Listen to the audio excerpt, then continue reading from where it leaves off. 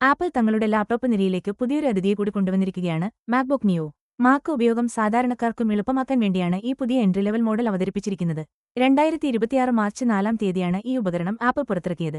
കുറഞ്ഞ വിലയിൽ കമ്പ്യൂട്ടറുകൾ തേടുന്നവരുടെ വിപണിയിൽ ഇതൊരു വലിയ മാറ്റം കൊണ്ടുവരുമെന്നാണ് പ്രതീക്ഷിക്കുന്നത്.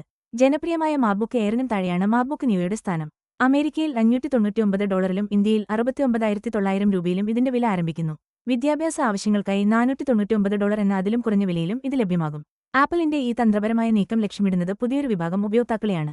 വിദ്യാർത്ഥികളെയും സാധാരണ ദിവസേനയുള്ള ആവശ്യങ്ങൾക്കായി വിശ്വസിക്കാവുന്ന ഒരു കമ്പ്യൂട്ടർ ആഗ്രഹിക്കുന്നവരെയും എന്നാൽ മാക് ഉത്പന്നങ്ങൾക്ക് സാധാരണയുള്ള ഉയർന്ന വില താങ്ങാൻ കഴിയാത്തവരെയും ഒക്കെയാണ് ഇത് ആകർഷിക്കുക.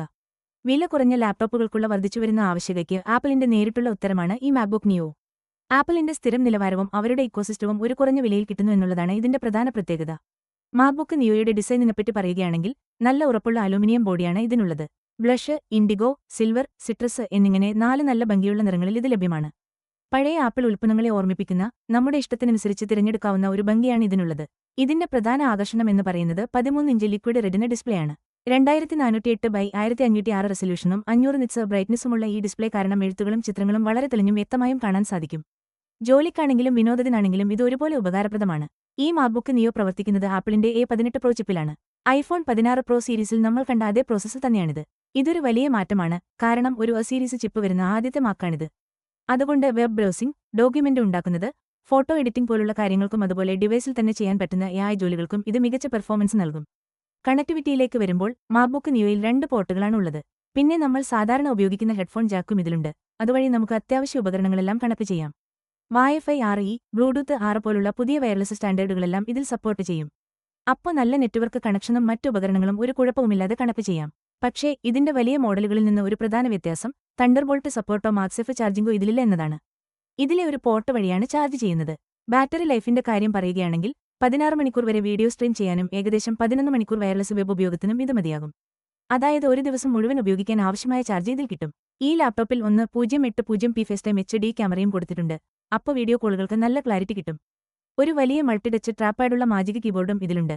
അതുകൊണ്ട് നല്ലൊരു യൂസർ എക്സ്പീരിയൻസ് ആയിരിക്കും. ഇതുകൂടാതെ ആപ്പിൾ പ്രകൃതി സൗഹൃദപരമായ കാര്യങ്ങൾക്ക് നല്ല പ്രാധാന്യം കൊടുക്കുന്നുണ്ട്. ഈ മാക്ബുക്ക് നിയോയുടെ 60% ഭാഗങ്ങളും റീസൈക്കിൾ ചെയ്ത മെറ്റീരിയൽ ഉപയോഗിച്ചാണ് നിർമ്മിച്ചിരിക്കുന്നത്. പ്രത്യേകിച്ച് ഇതിന്റെ ബോഡിയിൽ 90% റീസൈക്കിൾ ചെയ്ത അലൂമിനിയമാണ് ഉപയോഗിച്ചിട്ടുള്ളത്. മാക്ബുക്ക് നിയോയുടെ വരവ് ആപ്പിളിന്റെ ലാപ്ടോപ്പ് നിരയിൽ ഒരു വലിയ മാറ്റം കൊണ്ടുവന്നിരിക്കുകയാണ്. മാക്ബുക്ക് എയറിനും താഴെ ഒരു പുതിയ എൻട്രി ലെവൽ മോഡലായിട്ടാണ് ഇത് വരുന്നത്. ഈയൊരു തന്ത്രപരമായ നീക്കം ആപ്പിൾ ലാപ്ടോപ്പുകളെ വ്യക്തമായ 3 വിഭാഗങ്ങളായി തിരിക്കുന്നുണ്ട്. ബഡ്ജറ്റിന് പ്രാധാന്യം കൊടുക്കുന്നവർക്ക് നിയോ, സാധാരണ ഉപയോഗക്കാർക്ക് എയർ, പിന്നെ ഏറ്റവും മികച്ച പ്രകടനം ആവശ്യമുള്ളവർക്ക് പ്രോ മോഡലും.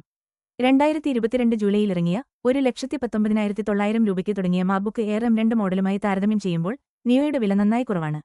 മാക്ബുക്ക് ലോകത്തേക്ക് കടക്കാനുള്ള ചിലവ് നന്നായി കുറച്ചിട്ടുണ്ട്. A18 പ്രോ ചിപ്പ് ശക്തനാണെങ്കിലും നിലവിലുള്ള മാക്ബുക്ക് എയർ മോഡലുകളിലെ M5 ചിപ്പിനെ അപേക്ഷിച്ച് സിംഗിൾ കോർ പെർഫോമൻസിൽ ഏകദേശം 20%, മൾട്ടികോർ പെർഫോമൻസിൽ 80% കുറവാണ് നിയോ നൽകുന്നത്. വില കുറച്ചതുകൊണ്ട് ചില വിട്ടുവീഴ്ചകൾ കൂടിയുണ്ട്. 8 GB RAM മാത്രമേ ഇതിൽ ലഭിക്കൂ. പോർട്ടുകളുടെ പ്രവർത്തനത്തിലും ചെറിയ പരിമിതികളുണ്ട്. കൂടാതെ മാക്ബുക്ക് എയറിന്റെ 18 മണിക്കൂറുമായി താരതമ്യം ചെയ്യുമ്പോൾ ബാറ്ററി ലൈഫും അല്പം കുറവാണ്.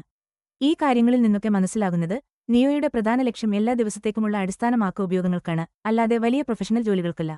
ആപ്പിളിന്റെ പുതിയ മാക്ബുക്ക് നിയോയുടെ വരവ് അവരുടെ വിപണി കൂടുതൽ വലുതാക്കാൻ അവർ കൂടുതൽ ശ്രദ്ധ കൊടുക്കുന്നു എന്നതിന്റെ സൂചനയാണ്.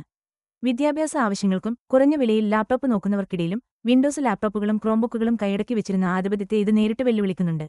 മാക് OS ലോകത്തേക്ക് എളുപ്പത്തിൽ കടന്നുവരാൻ ഒരു വഴി ഒരുക്കുന്നതിലൂടെ ഒരു പുതിയ തലമുറ മാക്ക് ഉപയോക്താക്കളെ ഉണ്ടാക്കാനും വിപണിയിലെ അവരുടെ മൊത്തത്തിലുള്ള സാന്നിധ്യം കൂടുതൽ ഉറപ്പിക്കാനും ആപ്പിൾ ലക്ഷ്യമിടുന്നു.